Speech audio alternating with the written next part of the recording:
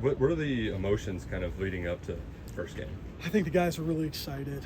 Again, it's for everybody across the country, the amount of going against the same team over and over again.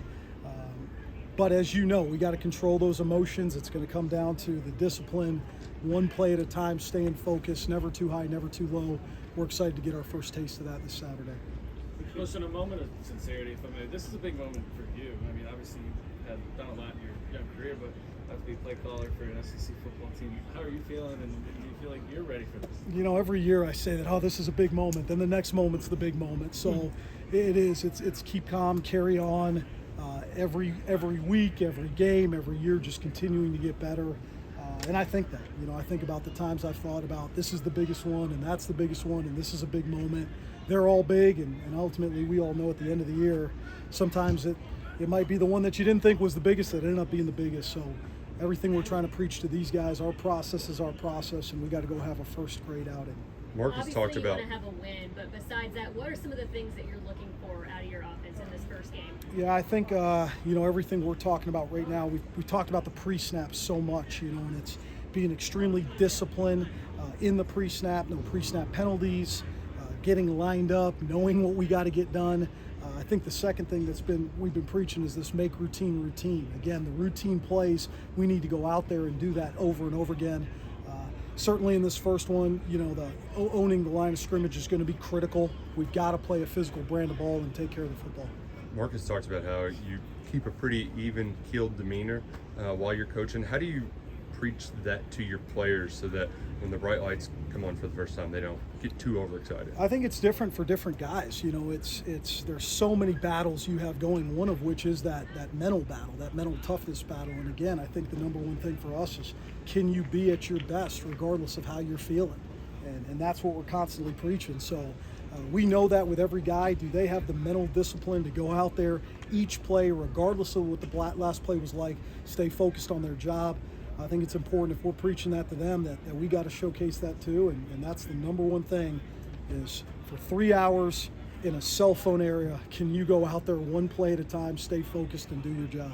Going off of that, this is Brock's first time going into a game week as the starting quarterback. Have you seen him change up at all, or is he kind of taking it all in stride? He's pretty steady, and that's one thing I've always had a lot of respect and appreciated about him.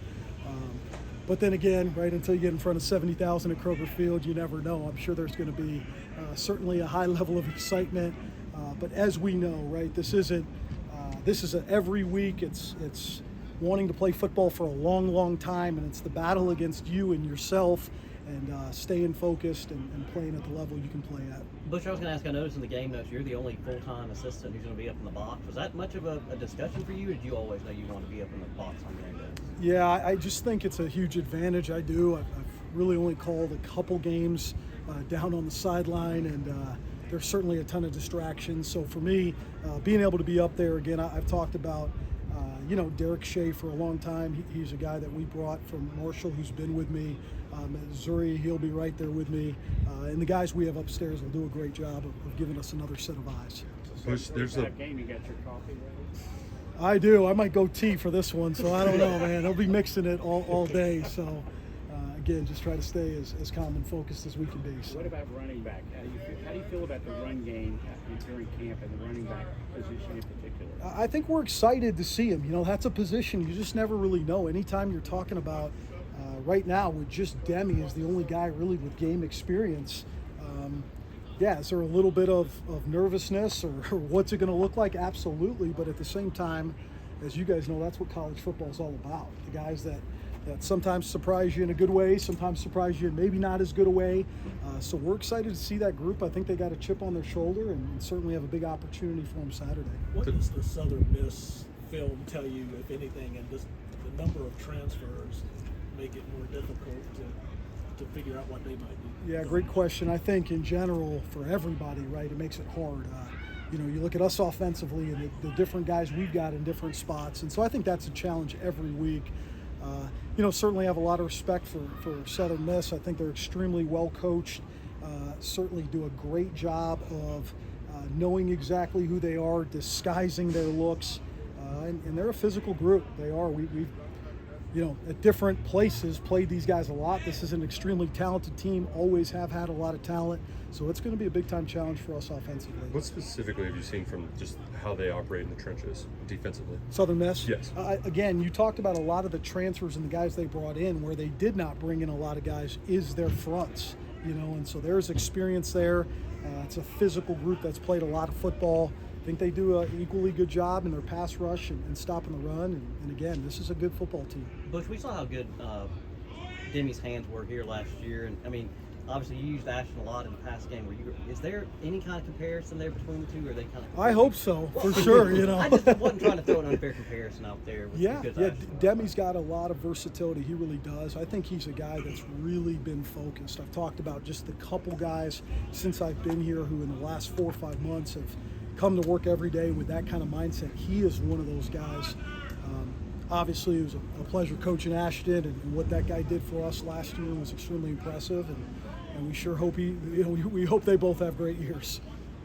With Demi, what have you seen from him this during camp from a physicality standpoint? We obviously saw him way more in the slot than we did the traditional running back spot. You use that statement with guys like you hope he's a dog, and he's kind of got that to him. He's physical. He loves the game. He comes to work every day.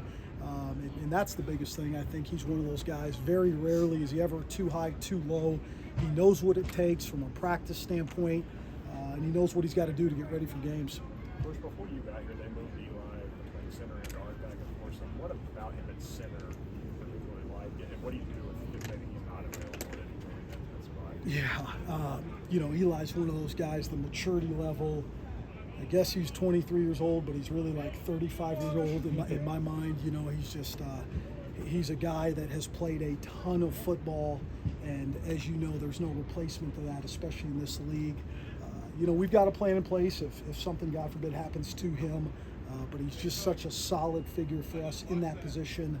Again, the amount of detail, probably gets less and less as you get further away from the football. So with a guy who's at that center position, your guards, certainly there's a lot on their plate. Going back to Demi and your overall run game, how much has it helped to face the kind of defensive front that you see every day in practice? Yeah, it's huge. It's huge. It really is. And I think there's been really good battles for about 3-4 weeks, if not 3-4 months. And again, I think those guys are iron sharpens iron and going against some of the best day in and day out. And so we're excited to cut them loose. Again, I like where that group's at, the consistency, they're growing. But again, bright lights on Saturday. We just got to stay calm and go execute. It's only Tuesday, but is the opening script, is that finished? Or how does that process work?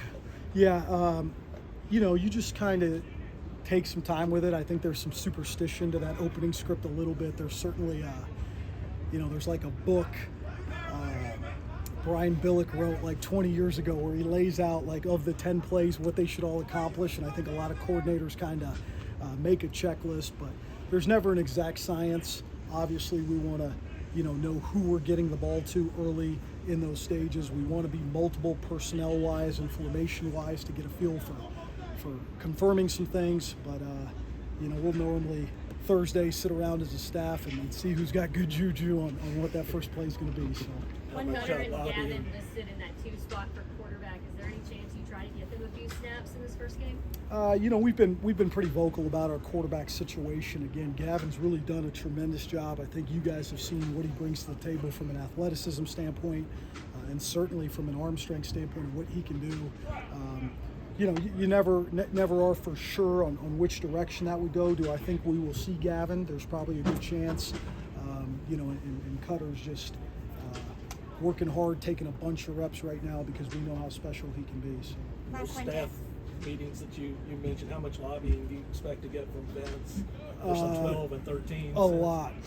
So I've learned, if I ever say 10 personnel, which means there's no tight ends on the field, or if I've only got one tight end in the field, he's normally in my ear. And so, but no, he's been great, man. He's been obviously awesome to work for and work with, and so we're excited to get those guys going. Thanks, Coach. Thanks, Coach.